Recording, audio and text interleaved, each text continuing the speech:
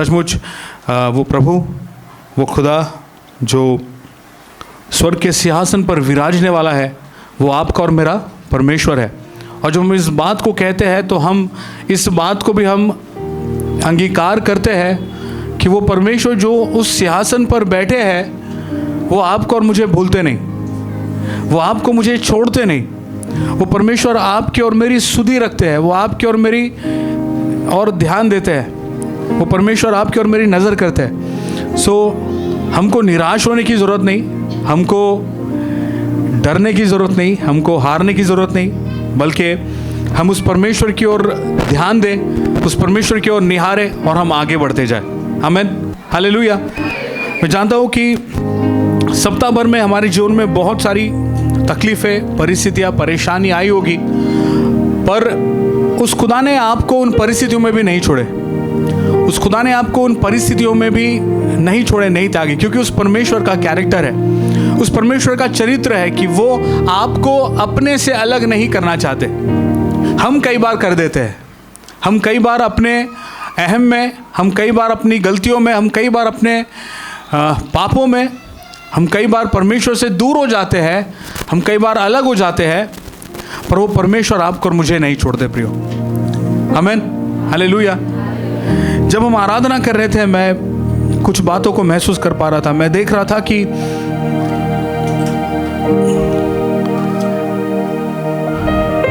हम में से बहुत से लोग परमेश्वर को धोखा दे रहे हैं।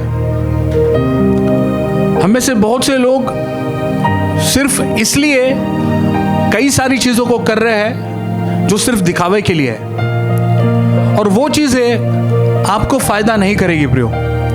यदि आप और मैं आत्मा और सच्चाई से यदि परमेश्वर की आराधना नहीं कर रहे, यदि हम कोई भी बातों को आत्मा और सच्चाई से नहीं कर रहे, तो ये जान लीजिए कि उस कैन के भेंट के समान हो जाएगी जो चढ़ाई तो गई थी पर स्वीकार नहीं की गई थी। हम कई बार अपने जीवन में उन बातों को करते हैं, ऐसा करते हैं कि हमें सिर्फ करना है इसलिए। कैन ने भी वही किया था, पर हाबिल की भेंट इसलिए स्वीकार गई क्योंकि हाबिल ने अपने मन में उस चीज को ठान लिया था, और अपने मन में उसने उस चीज को पहले ही सोच लिया था कि उस चीज के विषय में उसको करना क्या है, वो जो भी कर रहा है उसका पर्पस क्या है, उसका उद्देश्य क्या है। इस बात को हाबिल जानता था, इसीलिए ही हाबिल की भेंट को स्वीकार किया गया। हम कई बार बहुत सारी बातों को कर रहे हैं, हम इस संसार में बहुत कुछ कर रहे हैं, पर उन बातों का असर हमारी आत्मिक जीवन पर हो रहा है या नहीं हो रहा है, ये आपको और मुझको भी पता नहीं। हम सिर्फ कामों को किए जा रहे हैं, किसी ने कहा, किसी ने बताया तो हम कर रहे हैं। पर यदि आपको रेवलेशन नहीं है परमेश्वर के प्रेम का, यदि आपको प्रकाशन नहीं है कि परमेश्वर आपके लिए क्या है, तो आपकी आराधना खोखली है। जब हम प्रकाशन के तौर पे, जब हम जान लेते हैं कि मेरा खुदा मेरे लिए क्या है, उस प्रकाशन के अंतर्गत, उस प्रकाशन के कारण हम उस परमेश्वर से और ज्यादा प्रेम कर सकते हैं, उस परमेश्वर को और ज्यादा पहचान सकते हैं, उस परमेश्वर के और गुणों को, उस परमेश्वर के और कैरेक्टर को अपने जीवन में हम अपना सकते हैं, और तब ही हमारी जिंदगियों में बदलाव होगा, तब ही हम पुराने नहीं रहेंगे, तब ही हम परमेश्वर के और करीब जाएंगे और परमेश्वर को और जान सकेंगे प्रियो। हम कई दफा ऊपरी तौर पर बहुत कुछ कर रहे हैं, हम भलाई कर रहे हैं, हम चैरिटी कर रहे हैं, हम सब कुछ कर रहे हैं, पर उसका रेवलेशन क्या है पता है आपको? कई बार हो सकता है कि उसका प्रकाशन यह है कि हम भलाई करेंगे तो हमारे साथ भलाई होगा। वो तो तब भी होगा जब परमेश्वर आपके साथ है। आपका और मेरा रेवलेशन परमेश्वर के लिए क्या है, वो आपकी और मेरी जीवन की हर एक बातों को निर्धारित करता है। यदि आप और मैं परमेश्वर को अपना पिता कहते हैं, तो एक बेटा एक बेटी जैसे रहते हैं, जैसे चलते हैं, वैसे आप और मैं भी रहेंगे। समझ पा रहे हैं आप? यदि वो परमेश्वर आपके लिए सिर्फ चरवाहा है, तो वो परमेश्वर आपके लिए सिर्फ चराई ही करेगा, वो परमेश्वर आपको सिर्फ डायरेक्शन ही देंगे। आपका और मेरा रेवलेशन परमेश्वर के लिए क्या है, ये जानने की जरूरत है। हमारा प्रकाशन परमेश्वर के प्रति क्या है, हमारा प्रकाशन क्या है, ये आपको और मुझे समझने की जरूरत है प्रियो। हम कई सालों से कलीसियाओं में जा रहे हैं, पर हमारे जीवन में बदलाव तभी होता है जब हम उस प्रकाशन को समझ जाते हैं। नहीं तो हम सिर्फ एक फॉर्मेलिटी कर रहे हैं। समझ पा रहे हैं आप? समझ पा रहे हैं? जब हम उस प्रकाशन को समझ जाते हैं कि मेरा खुदा, मेरा परमेश्वर मेरे लिए क्या है, उसके बाद हम हर एक बातों में आगे बढ़ सकते हैं। जिस तरह से मैंने कैन और हाबिल का उदाहरण दिया, वो भेंट तब स्वीकार की गई जब उसने अपने आत्मा में जान लिया था। हाबिल ने अपनी आत्मा में जान लिया था कि मेरा परमेश्वर मेरे लिए क्या है, और उसके तहत उसने जो भेंट लाई थी वो भेंट उसके तहत स्वीकार की गई। जरूरी है कि हम जान ले कि आपका परमेश्वर कौन है, आपका परमेश्वर आपके लिए कौन है, ये जानने की जरूरत है। मूसा और वो इजरायली लोग जंगल में चले जा रहे थे। 40 साल उन्होंने उस जर्नी को किया, पर जब मूसा परमेश्वर के साथ रहता था, जब मूसा परमेश्वर के संगति में रहता था, मूसा भी था और लोगों ने भी परमेश्वर की उपस्थिति को वहां देखा था। आग के खंबे के रूप में, बादल के खंबे के रूप में कई बार उन्होंने आवाजों को सुना, पर मूसा का रिश्ता जो परमेश्वर के साथ था, वो रिश्ता लोगों का परमेश्वर के साथ नहीं था प्रियो। सो आपका और मेरा प्रकाशन परमेश्वर के प्रति क्या है, वो प्रकाशन डिफाइन करता है आपके और मेरे रिश्ते को परमेश्वर के साथ। जरूरी है कि हम परमेश्वर को जान ले कि परमेश्वर मेरे लिए कौन है। जब हम आराधना कर रहे थे, मैं बहुत आत्मा में खालीपन महसूस कर पा रहा था कि बहुत से ऐसे लोग हैं जो सिर्फ यहां पर इसलिए है कि सिर्फ किसी बात की जरूरत है इसलिए। हाँ, मेरा परमेश्वर प्रोवाइड करता जरूर है, पर वो सबके लिए प्रोवाइड करता है। जो बाहर जो व्यक्ति खड़ा है, जिसने प्रभु यीशु मसीह को नहीं जाना, उसके लिए भी रोटी का प्रबंध किया जाता है। पर आप में और उस व्यक्ति में अंतर क्या है? उस व्यक्ति का संबंध परमेश्वर के साथ नहीं है, पर आपका और मेरा संबंध परमेश्वर के साथ है। और उस संबंध को जब आप और मैं समझ जाते हैं, तब ही आपके जीवन का जो आपकी डेस्टिनी है, आपको जिस स्थान पर पहुंचना है, उस स्थान पर आप सही तौर पर पहुंच पाएंगे। पिछले सप्ताह हमने स्पिरिचुअल गिफ्ट्स के विषय में हमने बात की थी, और मेरी चाहत थी कि मैं उन स्पिरिचुअल गिफ्ट्स को, उन आत्मिक वरदानों को मैं आपको एक्सप्लेन करूं। पर जब मैं प्रार्थना कर रहा था कुछ दिन पहले, तो मेरा शरीर तो कह रहा था कि मुझे उस सीरीज को कंटिन्यू करना है, पर मेरी आत्मा कह रही थी कि जो लोग हैं, हम में से जो लोग हैं, उनका भरोसा कमजोर है, उस भरोसे के विषय में बात करूं। हम कई बार बहुत शब्दों से बहुत बार कहते हैं कि मैं यहोवा पर भरोसा करता हूं, मैं परमेश्वर पर भरोसा करता हूं, पर जब मुसीबत आती है, जब तकलीफ आती है, तब समझ में आता है कि हमारा भरोसा कितना है, हम कितने लेवल पे परमेश्वर पे भरोसा करते हैं।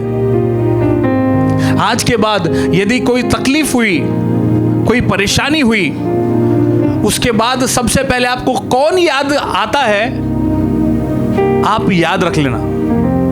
उस पर आपको समझ में आएगा कि आपका रिश्ता परमेश्वर के साथ ज्यादा है या संसार के साथ ज्यादा है। समझ पा रहे आप? यदि आपको सर दर्द हो गया, बुखार आ गया, तकलीफ आ गई, तो सबसे पहले आपको डॉक्टर याद आ रहा है, या यहोवा राफा याद आ रहा है, ये डिफाइन करेगा कि आपका रिश्ता उस परमेश्वर के साथ क्या है। समझ पा रहे आप? यदि आपके जीवन में कमियां आ गई, यदि किसी बात की कमी घटी हो गई, आपको आपका कोई पैसा वाला दोस्त याद आ रहा है, या आपका क्रेडिट कार्ड याद आ रहा है, या यहोवा यीरे याद आ रहा है, यह बात डिफाइन करता है कि आपका रिश्ता उस परमेश्वर के साथ क्या है। और जब इस बात को हम समझ जाते हैं, फिर हम हर एक परिस्थितियों में चल सकते हैं, हर एक बातों में हम स्थिर रह सकते हैं, शद्रक, मेशक और अबेदनगो के समान। क्यों? क्योंकि उनका खुदा उनके साथ था, तकलीफ में भी। पास्टर हरी एक बात को बार बार कहते हैं कि आपका और मेरा परमेश्वर ऐसा परमेश्वर है जो आपको और मुझे आग के भट्टे में भी बचा सकता है और आग के भट्टे से भी बचा सकता है। सो यदि आप आग के भट्टे में हैं तो निराश होकर उस आग के भट्टे में जलने के लिए तैयार ना हो जाए, बल्कि उस आग के भट्टे में भी परमेश्वर की महिमा करे, उस आग के भट्टे में भी यहोवा परमेश्वर के नाम को ले, उस आग के भट्टे में भी हम उस परमेश्वर की जय जयकारी करें। वो परमेश्वर काफी है आपके लिए और मेरे लिए, उस आग के भट्टे में से आपको और मुझे बाहर निकालने के लिए। प्रियो, आप और मैं क्या विश्वास करते हैं, आपका और मेरा विश्वास कैसा है, ये बहुत मायने रखता है। एक चेले का विश्वास कैसा होना चाहिए, आज हम उन बातों को देखेंगे। चेले का विश्वास कैसा होना चाहिए, उन बातों को आज हम देखेंगे। पर मैं स्पिरिचुअल गिफ्ट्स को भूला नहीं हूं। हम बहुत जल्द स्पिरिचुअल गिफ्ट्स के ऊपर वापस बात करेंगे कि आत्मिक वरदान होते क्या है, आत्मिक वरदान कितने प्रकार के। मैंने उस दिन पहले आपको लिस्ट बता दिया था, पर उन लिस्ट में से मैं कुछ महत्वपूर्ण आत्मिक वरदानों के विषय में बात करना चाहता हूं जो हमें आत्मिक जीवन में जीने के लिए मदद करते हैं। तो आने वाले समय में हम आत्मिक वरदानों के विषय में जरूर बात करेंगे। पर आज हम एक चेला अपने गुरु पर भरोसा करता है और उसका भरोसा उसके लिए क्या उत्पन्न करता है, इन बातों पर हम ध्यान देंगे। तैयार है आप? आइए क्यों ना अपनी आंखों को बंद करें।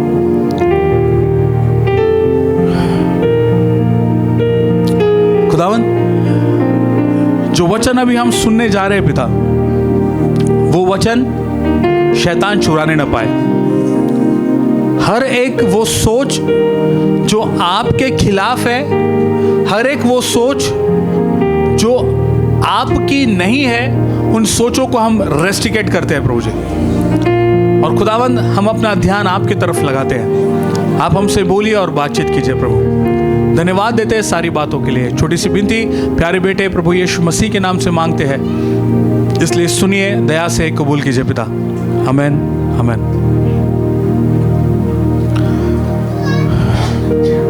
सो आज का टॉपिक है कि चेला अपने गुरु पर संपूर्ण भरोसा रखता है। चेला अपने गुरु पर संपूर्ण भरोसा रखता है। जब मैं उस टॉपिक को लिख रहा था, मैं सिर्फ इतना ही लिख रहा था कि चेला भरोसा करता है।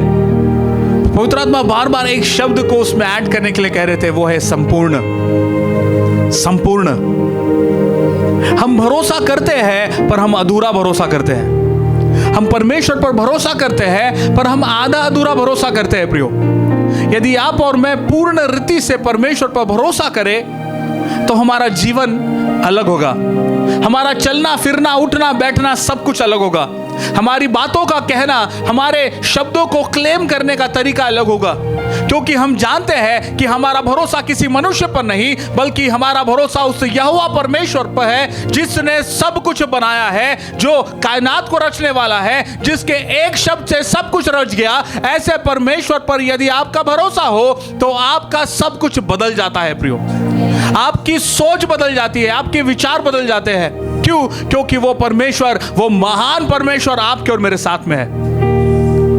तो जरूरी है कि हम परमेश्वर पर भरोसा करें, पर आधा अधूरा भरोसा नहीं, बल्कि संपूर्ण भरोसा। मेरे पीछे बोलिए, संपूर्ण भरोसा। मैं परमेश्वर पर संपूर्ण भरोसा करूंगा। मैं परमेश्वर पर संपूर्ण भरोसा करूंगा। हालेलुया। मेरे साथ निकाल लीजिए यिर्मयाह उसका 17 अध्याय वचन 7 और 8।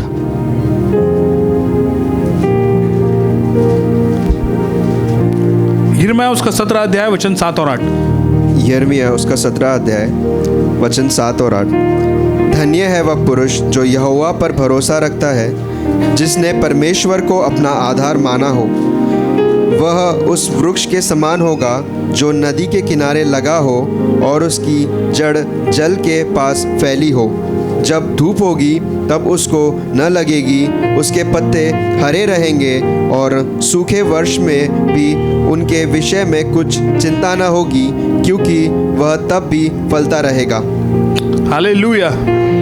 ये एक ऐसा वचन है जो हर एक मसीही व्यक्ति ने अपने जीवन में रट लेना चाहिए, रख लेना चाहिए और इस पर भरोसा करना चाहिए, है ना। यिर्मयाह 17 अध्याय 7 और 8, इस वचन को आप अपने घरों में कहीं पर लिख कर रख दीजिए प्रियो, क्योंकि ये वचन आपके और मेरे जीवन का आधार है।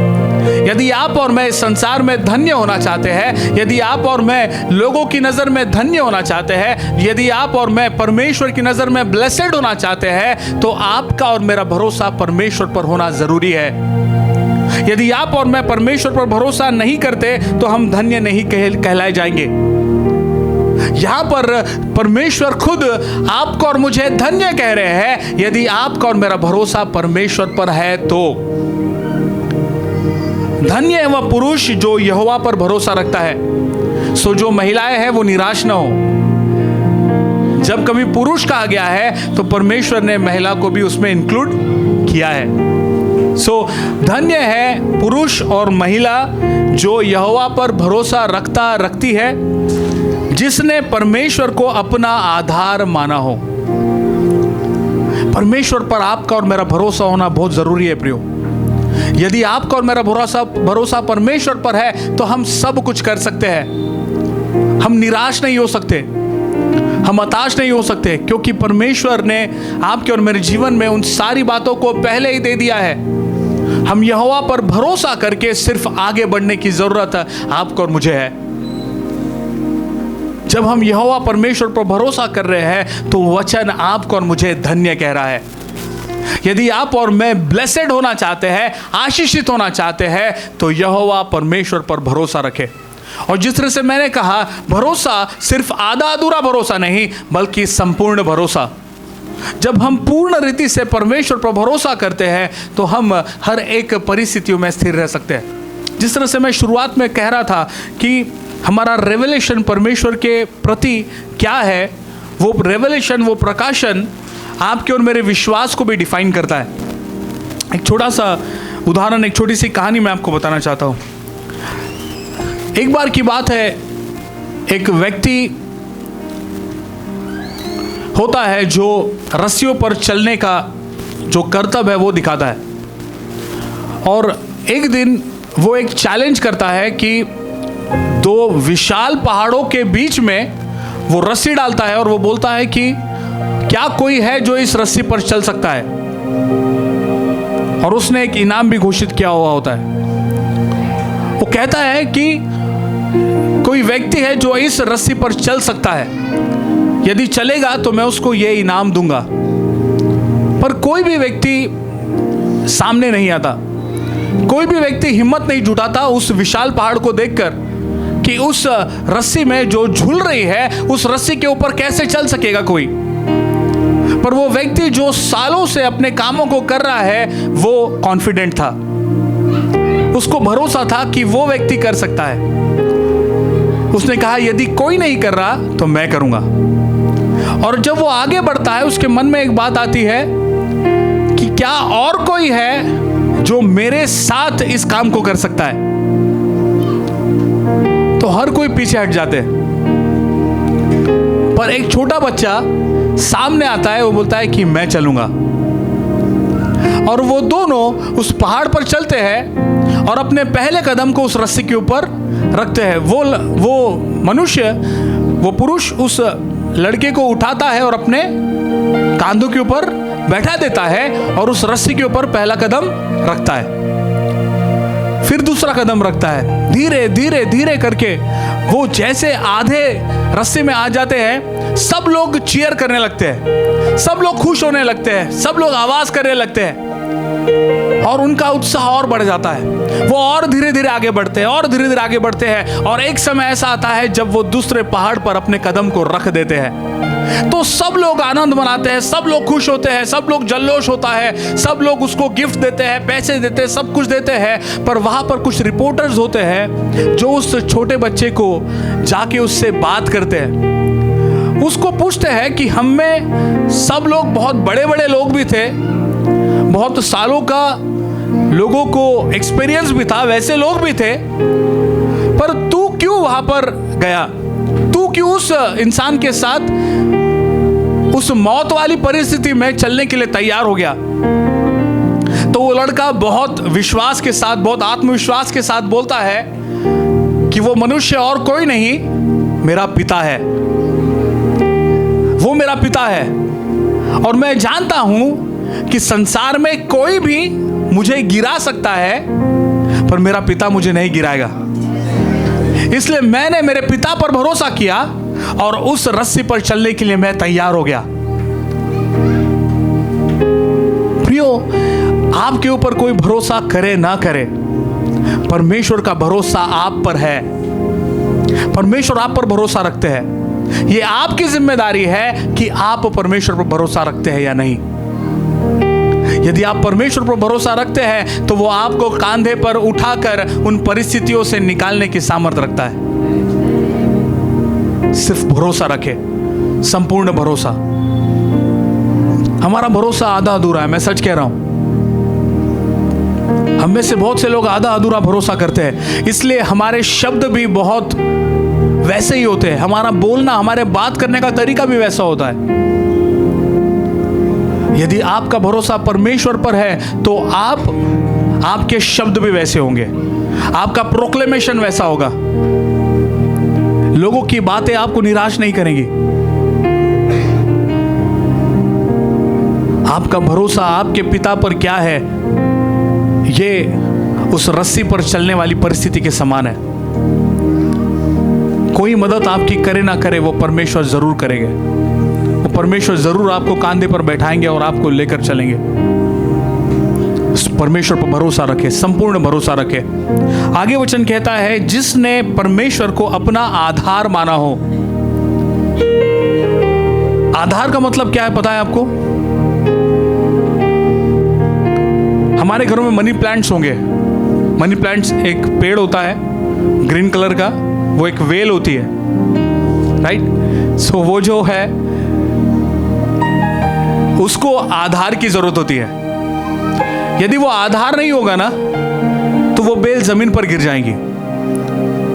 और यदि कोई गार्डनिंग करता होगा तो बहुत से ऐसे कई बार ऐसा होता है कि वो बेल यदि जमीन पर है तो यदि किसी का एक बार भी उस पर पैर पड़ जाए ना, वो मर जाती है। सो वो बेल को यदि आधार मिल जाए तो वो बढ़ती है। और आपने नोट किया या नहीं किया, पर मैंने नोट किया है कई बार, जब वो बेल बढ़ती है ना, उसके पत्तों का आकार भी बड़ा होने लग जाता है। जब उसको आधार मिल जाता है तब वो उसके पत्तों का आकार भी बढ़ने लग जाता है। यदि आपको देखना होगा तो आप कहीं पर जाकर नोट जरूर कीजिएगा, अगर किसी घर पे मनी प्लांट होगा तो जो पत्ते होंगे वो नीचे बड़े नहीं होंगे, नीचे छोटे पत्ते होते हैं और वो धीरे धीरे उसका आकार बढ़ने लग जाता है। क्यों? क्योंकि उस मनी प्लांट को आधार मिल गया, और जब आधार मिल गया तो उसका ग्रोथ भी होने की शुरुआत हो गई। जब आपको और मुझे परमेश्वर का आधार मिल जाता है तो हम ग्रो करने लग जाते हैं। आमीन, हालेलुया। जब हमको आधार मिल जाता है परमेश्वर का, जब हम आधार से परमेश्वर से या आधार से हम सट कर खड़े हैं, तो फिर हम गिर नहीं सकते। हम स्थिर रहेंगे और हम बढ़ेंगे, हम ग्रो करेंगे। हम में से कई सारे लोग हैं, विश्वास तो करते हैं पर परमेश्वर को आधार नहीं माना। आधार हमारे और कोई है। आधार हमारा पैसा हो सकता है, आधार हमारा जॉब हो सकता है, आधार हमारे लोग हो सकते हैं। इसलिए वो आधार बिगड़ गया ना तो आप भी बिगड़ जाते हैं। आपका चलना फिरना, आपका सोच बिगड़ जाता है। हम बहुत जल्दी निराश हो जाते हैं। क्यों? क्योंकि वो आधार बिगड़ गया है ना। पर यदि आपका आधार परमेश्वर है तो आप हमेशा स्थिर रहेंगे, क्योंकि मेरा परमेश्वर युगानुयुग एक सा रहने वाला परमेश्वर है। वो दृढ़गढ़ है, वो हलने वाला परमेश्वर नहीं है। वो एक बार स्थिर है तो वो स्थिर ही है। यदि वो स्थिर है और यदि आप उससे जुड़े हुए हैं तो आप भी स्थिर रहेंगे। आपका आधार क्या है, आज आपको जानने की जरूरत है। परमेश्वर पर संपूर्ण भरोसा रखे और अपने आधार को परमेश्वर बना ले। यदि इन दो चीजों को करते हैं तो आगे वचन कहता है, वह उस वृक्ष के समान होगा जो नदी के तीर पर लगा हो और उसकी जड़ जल के पास फैली हो। जब घाम होगा तब उसको न लगेगा, उसके पत्ते हरे रहेंगे और सूखे वर्ष में भी उसके विषय में कुछ चिंता न होगी, क्योंकि वह तब भी फलता रहेगा। परमेश्वर आपको और मुझे, उस धन्य व्यक्ति को, एक पेड़ की उपमा दे रहे हैं जो बहते नदी के किनारे लगाया गया हो। नदी और तालाब में अंतर है। नदी सदैव बहती रहती है और तालाब एक जगह जमा होता है, उसका पानी एक जगह जमा होता है। मैं कई बार उदाहरण देता हूं कि आपका और मेरा जीवन नदी के समान होना चाहिए। तालाब में जब पानी जम जाता है तब उसमें कीड़े लग जाते हैं, उसमें एल्गी आ जाती है, उसमें काई लग जाती है, उसमें गंदगी पनपती है और वो पानी पीने लायक नहीं होता। पर नदी का बहता हुआ पानी आप पी सकते हैं, वो आपकी प्यास को बुझा सकता है। वो तालाब में ढेर सारा पानी होगा पर वो किसी भी काम का नहीं। पर वो लहर, जो नदी की जो लहर है, वो चाहे छोटी सी भी क्यों ना हो, पर वो यदि बह रही है तो वो नदी का पानी आपकी तृष्णा को, आपकी प्यास को बुझाने की सामर्थ रखता है। इसलिए जरूरी है कि हम उस नहर के किनारे, उस पानी के किनारे, पानी क्या दर्शाता है पता है आपको? पानी क्या दर्शाता है? पानी पवित्र आत्मा को दर्शाते हैं। यदि आपकी और मेरी जड़ें पवित्र आत्मा परमेश्वर में है, यदि आपकी और मेरी जड़ें खुदा में है, तो हम सदैव स्थिर रहेंगे। हम कभी भी मुरझा नहीं सकते, हम कभी भी मुरझा नहीं सकते। हमारी जड़ें कहां पर है? उस जल के भीतर है या सिर्फ जमीन के सतह पर है? यह भी डिफाइन करता है कि हम स्थिर रहेंगे या गिर जाएंगे। कई तूफानों में पेड़ वही टिकते हैं जिनकी जड़ें मजबूत है। कई परिस्थितियों में व्यक्ति वही स्थिर रहता है जिसकी जड़ें परमेश्वर में हो। यदि आपका और मेरा विश्वास, यदि आपकी और मेरी जड़ें परमेश्वर में नहीं है, यदि आपका और मेरा विश्वास परमेश्वर पर नहीं है, तो हम बहुत जल्दी गिर जाएंगे, हम बहुत जल्दी हार जाएंगे। पर जिसका भरोसा परमेश्वर पर है वो सदैव स्थिर होगा, हर ऋतु में स्थिर होगा। चाहे आनंद हो, चाहे दुख हो, उन हर एक परिस्थितियों में वो स्थिर खड़ा रहेगा और वो महिमा करते रहेगा परमेश्वर की। और जड़ों को हमें पानी के भीतर डालने की जरूरत है। हमारी जड़ों को पानी के भीतर डालने की जरूरत है। पता है क्यों? आपको क्या लगता है कि हर सीजन में वो पेड़ क्यों टिक सकता है? आपको पता है कि जमीन के अंदर जो पानी रहता है उसका लेवल कम ज्यादा होता है। हम ये कुएं से डिफाइन कर सकते हैं। कुएं में कई बार पानी कम होता है या कई बार ज्यादा होता है, और अलग अलग एरिया का वो अलग अलग जो डेप्थ है वो मैटर करता है। ठीक वैसे ही यदि आपकी जड़ें गहरे तक है तो पानी यदि गहरे में भी है तो भी आप जिंदा रहेंगे। क्यों? क्योंकि आपकी जड़ें बहुत भीतर तक है। सो हमको जड़ें किस में डालना है? परमेश्वर में। और जड़ों को भीतर डालने का मतलब है कि हम परमेश्वर के कलाम में मजबूत होते जाए, परमेश्वर के वचन में हम मजबूत होते जाए, पवित्र आत्मा के साथ सहभागिता हम करते रहे। यदि इन बातों को हम करते हैं तो चाहे धूप भी क्यों ना आ जाए, चाहे कड़ी धूप भी क्यों ना आ जाए, वो आपको नहीं सताएंगी, वो आपको निराश नहीं करेंगी, पर आप लहलहाते रहेंगे। और आगे वचन कहता है, सूखे वर्षों में भी उनके विषय में कुछ चिंता न होगी, क्योंकि वह तब भी फलता रहेगा। सूखे वर्षों में भी आपको और मुझे चिंता करने की जरूरत नहीं पड़ेगी प्रियो। मैं सच कहता हूं, मैं गवाही दे सकता हूं कि कोविड जैसी सिचुएशन में हम लोग अपने घरों में आनंदित थे। हमको भोजन समय पर मिल रहा था, और मैं तो कहूंगा ज्यादा मिल रहा था, राइट?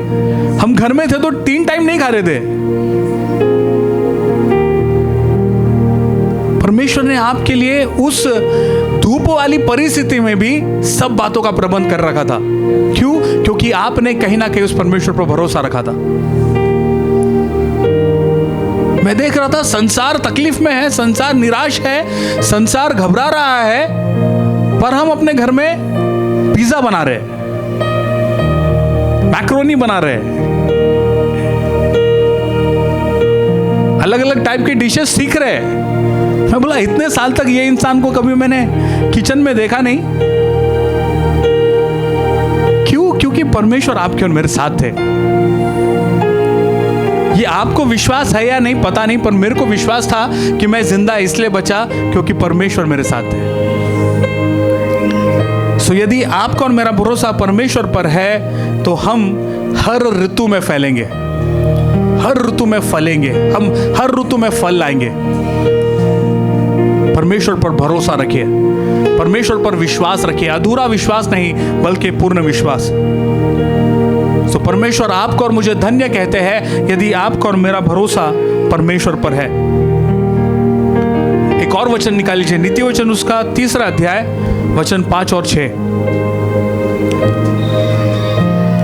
नीति वचन उसका 3 अध्याय और 5 और 6। तू अपनी समझ का सहारा न लेना, वरन संपूर्ण मन से यहोवा पर भरोसा रखना, उसी को स्मरण करके सब काम करना, तब वह तेरे लिए सीधा मार्ग निकालेगा। आमीन, हालेलुया। यहां पर वचन कहता है तू अपनी समझ का सहारा न लेना, वरन संपूर्ण मन से। हम बहुत सारी गलतियों में क्यों फंसते पता है आपको? क्योंकि हम अपनी समझ का सहारा लेते हैं। कई दफा मुझे बुरा लगता है क्योंकि मैं बहुत सारे इंस्ट्रक्शंस इस स्थान से देता हूं, कई दफा बहुत सारे इंस्ट्रक्शंस मैं लोगों को देता हूं, पर फिर भी जब वो इंस्ट्रक्शंस को फॉलो नहीं करते और किसी मुसीबत में फंस जाते हैं तब मुझे निराशा आती है, क्योंकि उनके पास पहले ही इंस्ट्रक्शंस थे। यदि उन इंस्ट्रक्शंस को वो फॉलो किए होते तो उस परिस्थिति में वो नहीं गए होते। और ये इंसान की फितरत है, मनुष्य है ही ऐसा, जो उसको बोला जाता है कि मत करो वो ही करता है। यहां थूकना मना है, वहीं पर लोग थूकेंगे। क्यों? क्योंकि टेंडेंसी वैसी है। पर जो व्यक्ति इंस्ट्रक्शन को फॉलो करता है, जो अपनी समझ का सहारा नहीं लेता, परमेश्वर पर संपूर्ण रीति से भरोसा रखता है, वचन क्या कहता है आगे? तो अपनी समझ का सहारा नहीं लेना, वरन संपूर्ण मन से यहोवा पर भरोसा रखना, उसी को स्मरण करके सब काम करना, तब वह तेरे लिए सीधा मार्ग निकालेगा। हमको मार्ग यदि नहीं मिल रहे हैं ना, हमको टेढ़े मार्ग मिल रहे हैं ना, इसका मतलब हमने अपनी समझ का सहारा लिया है। सीधा और साफ जवाब है। यदि हमको मार्ग नहीं मिल रहे, यदि हमको टेढ़े मार्ग मिल रहे, इसका मतलब हमने परमेश्वर पर भरोसा नहीं किया, अधूरा भरोसा किया। परमेश्वर को स्मरण नहीं किया। इसलिए कई बार जब हम किसी भी काम को करें, प्रार्थना के साथ शुरुआत करें। मेरी आदत थी, जब मैं ऑफिस में था, मैं ऑफिस में जाने के बाद चाहे मेरे पास कितना भी काम क्यों ना हो, मैं मेरे चेयर पे बैठने के बाद मैं सबसे पहले एक छोटी सी प्रार्थना करता था कि खुदा, मैं आज के काम को शुरुआत कर रहा हूं, आप मेरी सहायता करो। जब मैं ये प्रार्थना करता था, मैंने कई बार बहुत सारी ऐसी चीज़ों को होते हुए देखा जो मेरे बस में नहीं थी, और मैं जान पाया कि मैंने परमेश्वर को स्मरण किया, मैंने यहोवा परमेश्वर को स्थान दिया, इसलिए यहोवा परमेश्वर ने उस बातों का अधिकार अपने हाथों में ले लिया। ये बहुत छोटी चीज है, राइट? हम कर सकते हैं ना, पर शैतान करने नहीं देगा। जब कभी भी आपके पास मौका है, प्रार्थना करें। किसी चीज को शुरुआत करना है, किसी काम को करना है, छोटी सी प्रार्थना करें। परमेश्वर आपके कामों को अपने हाथों में ले लेंगे। क्यों? क्योंकि आपने अधिकार दे दिया। आपने कह दिया कि परमेश्वर, ये काम मैं अपनी समझ से नहीं करना चाहता, मैं आपके और आपके द्वारा करना चाहता हूं। तब परमेश्वर उस बात का अधिकार ले लेते हैं और परमेश्वर उन बातों को अपने अनुसार करते हैं। संपूर्ण मन से भरोसा करना, संपूर्ण मन से भरोसा करना। हम उस परमेश्वर पर संपूर्ण मन से भरोसा करें, उस परमेश्वर पर भरोसा करें। अपनी समझ का सहारा न ले प्रियो, अपनी समझ का सहारा न ले। समझ, मन, ज्ञान ये धोखा देने वाला है ना? वचन साफ कहता है कि मन जो है वो धोखा देने वाला है। और कई बार हम क्या करते हैं ना, हम बहुत सारे कामों को अपने मन से करते हैं, और मन तो धोखा देने वाला है, इसलिए चीजें गलत हो जाती है। इसलिए परमेश्वर पर भरोसा रखें, परमेश्वर पर संपूर्ण रीति से भरोसा करें, अपने सारे कामों को परमेश्वर पर डाल दे। वो आपके लिए रास्तों को निकालेंगे और आपके लिए सीधे मार्गों को निकालेंगे। हमको संपूर्ण भरोसा करना है। जब हम संपूर्ण भरोसा करते हैं तो हमारे लिए सीधे मार्ग निकाले जाएंगे। एक चेला अपने गुरु पर संपूर्ण रीति से भरोसा करता है, और जब वो भरोसा करता है तब उसके लिए मार्ग निकाला जाएगा। आमीन, हालेलुया। तीसरी बात, मरकुस उसका 9वां अध्याय और 23 वचन में हम पाते हैं। मरकुस उसका 9वां अध्याय और 23 वचन। यीशु ने उससे कहा, यदि तू कर सकता है, यह क्या बात है? विश्वास करने वाले के लिए सब कुछ हो सकता है। आमीन। विश्वास करने वाले के लिए सब कुछ हो सकता है ना? यदि आप उस वचन के पहले भाग को पढ़ेंगे ना, ये क्या है लिखा है, राइट? पढ़ेंगे एक बार। मरकुस का 9वां अध्याय का 22 वचन। उसने इसे नष्ट करने के लिए 23 का पहला भाग। 23 का पहला। यीशु ने उससे कहा, यदि तू कर सकता है, यह क्या बात है? यदि तू कर सकता है, ये क्या बात है? वो एक्चुअली एक सवाल है। यदि तू कर सकता है, ये क्या बात है? यानी किसी ने बोला होगा कि पता नहीं मैं कर सकता या नहीं कर सकता, तो प्रभु यीशु मसीह ने उसको बोले होंगे, ये क्या बात है? यदि तू विश्वास करता है तो जरूर होगा। और आगे वचन कहता है कि विश्वास करने वाले के लिए सब कुछ हो सकता है। हमारे लिए सब कुछ हो सकता है प्रियो, पर हम ही है जो विश्वास नहीं करते। हमारा ही भरोसा अधूरा है। और यदि इन 3 वचनों को जब हमने आज पढ़ा है ना, इन 3 वचनों को आप अपने जीवन में अप्लाई करने की शुरुआत कीजिए, सप्ताह भर कीजिए। बस मैंने जो इंस्ट्रक्शंस आज दिए, उन इंस्ट्रक्शन को आप नोट कीजिए, उन इंस्ट्रक्शंस को फॉलो कीजिए, और उसके बाद 1 सप्ताह के बाद आके आप मुझे मिलिए।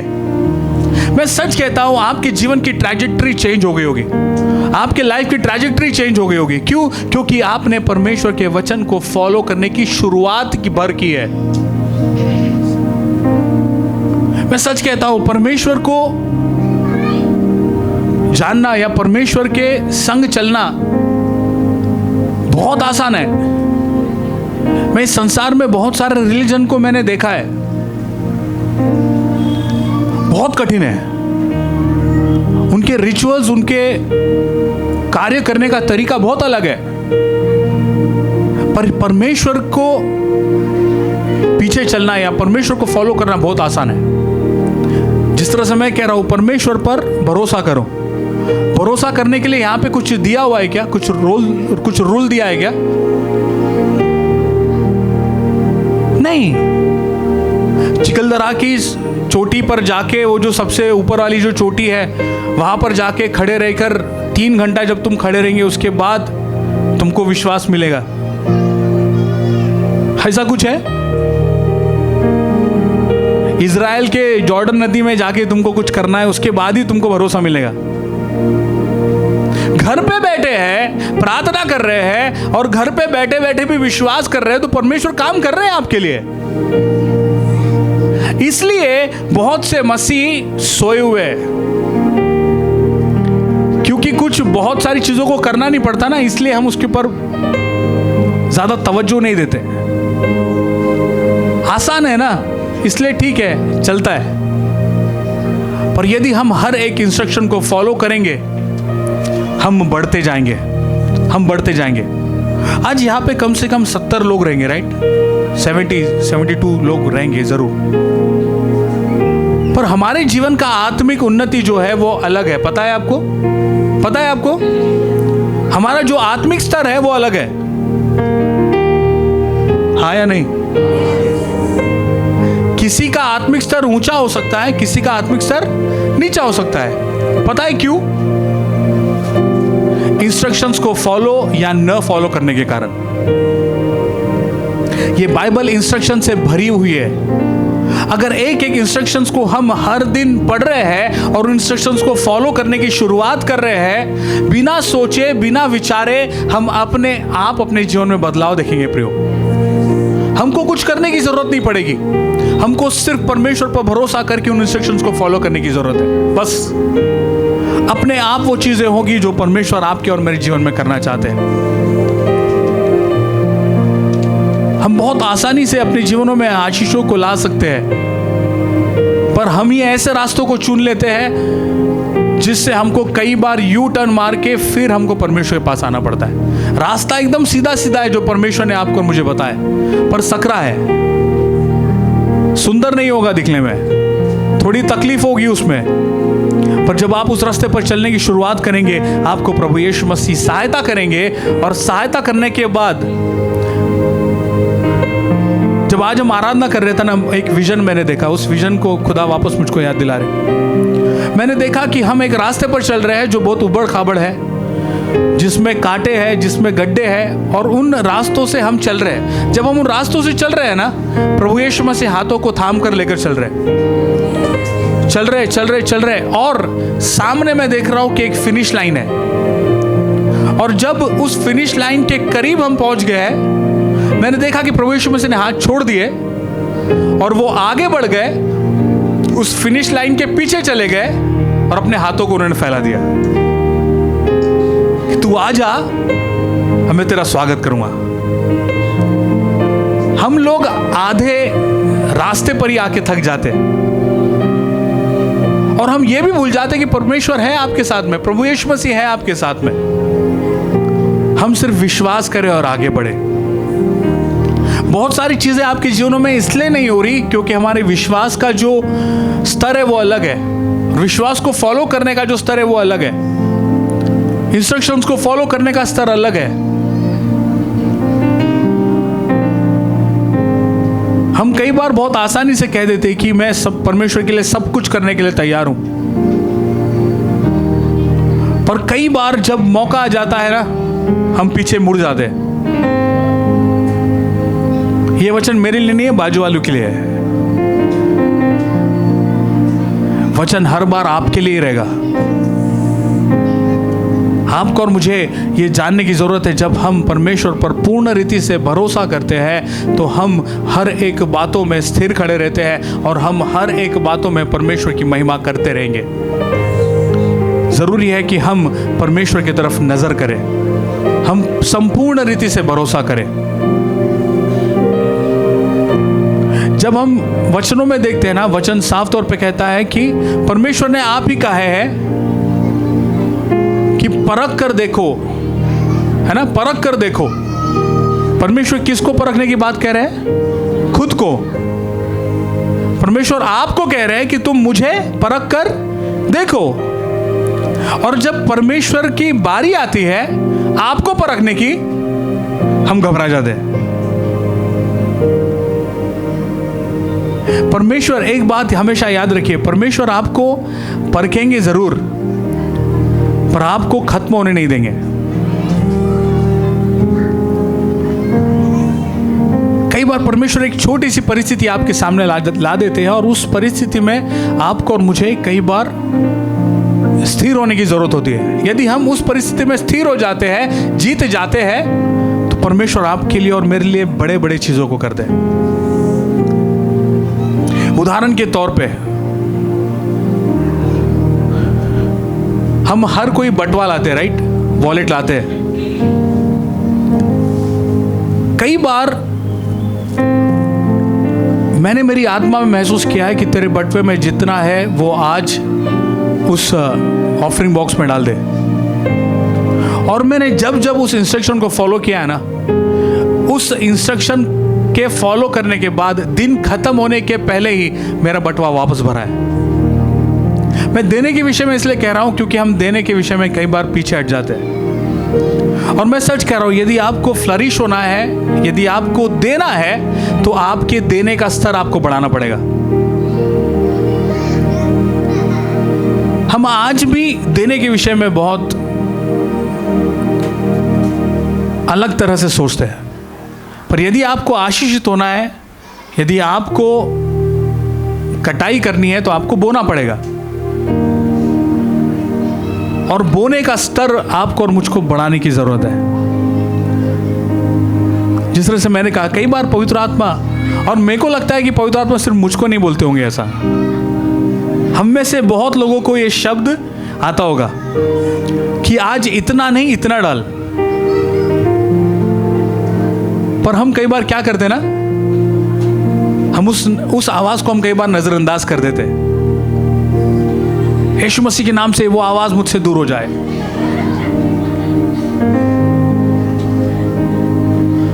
सबसे छोटा नोट ही है आज के दिन के लिए।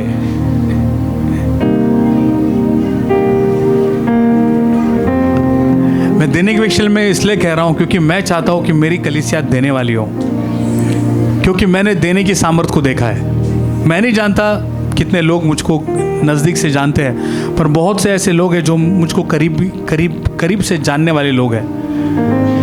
मेरा हर तरह से स्तर बढ़ा है। पता है क्यों?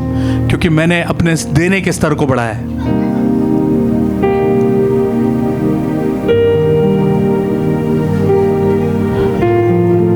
पता नहीं, देने के विषय में जब बात आती है तो सब लोग के चेहरे अलग हो जाते हैं। फिर जब आप और मैं देना शुरू करेंगे,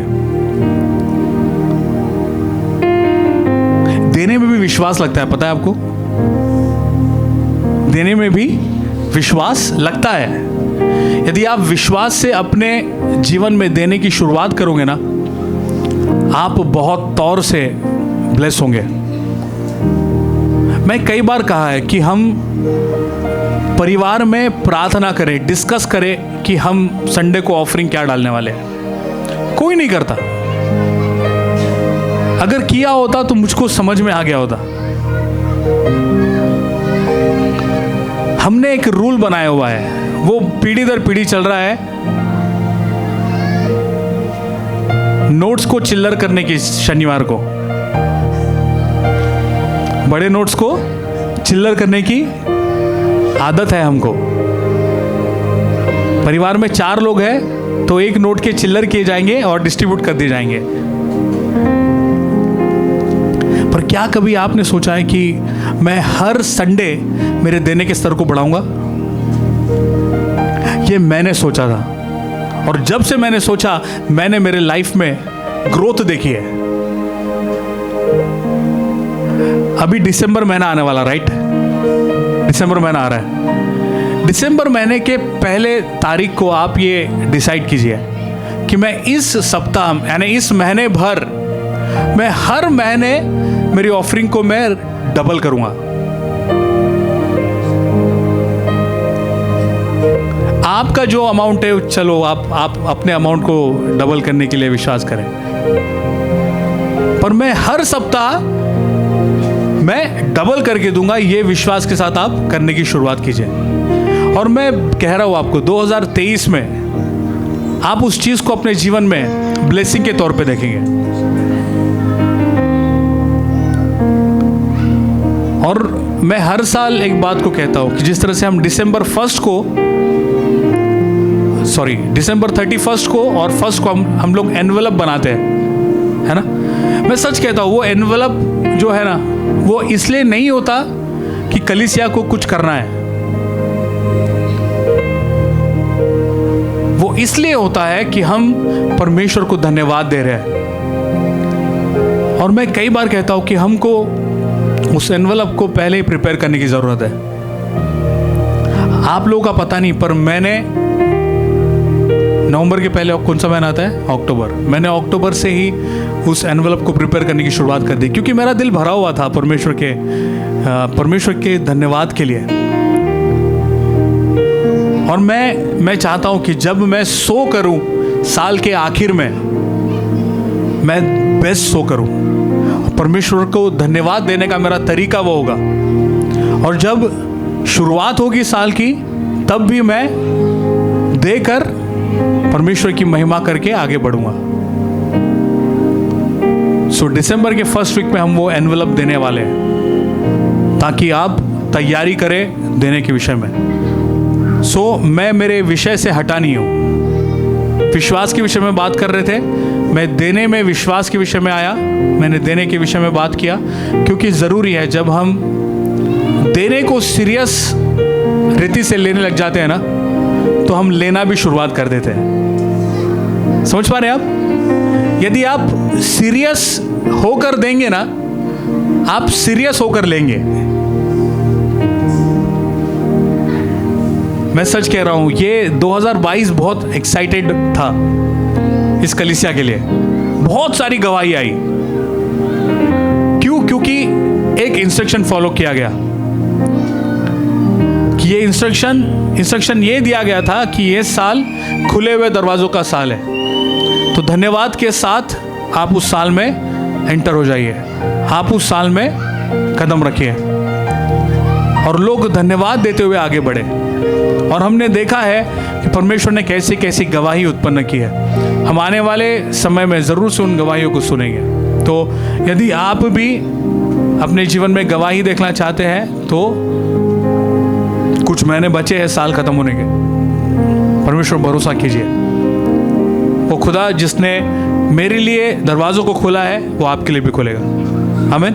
सो विश्वास कीजिए, और जब आप उनमें विश्वास करते हैं, परमेश्वर ज़रूर से हमारे लिए रास्तों को तैयार करते हैं। सो बहुत सारी बातें हैं जो मैं इस विषय पे बात करना चाहता था, पर मैंने शुरुआत ही किया है। सो गॉड विलिंग हो सकता है हम अगले सप्ताह फिर से विश्वास के विषय में बात करेंगे। सुनना चाहेंगे आप? सो यदि हम सुनना चाहेंगे तो हम अगले सप्ताह ज़रूर से विश्वास के विषय में बात करेंगे, और उसके बाद फिर हम स्पिरिचुअल गिफ्ट्स के विषय में बात करेंगे। आइए अपनी आंखों को बंद करें, हम परमेश्वर को धन्यवाद दें।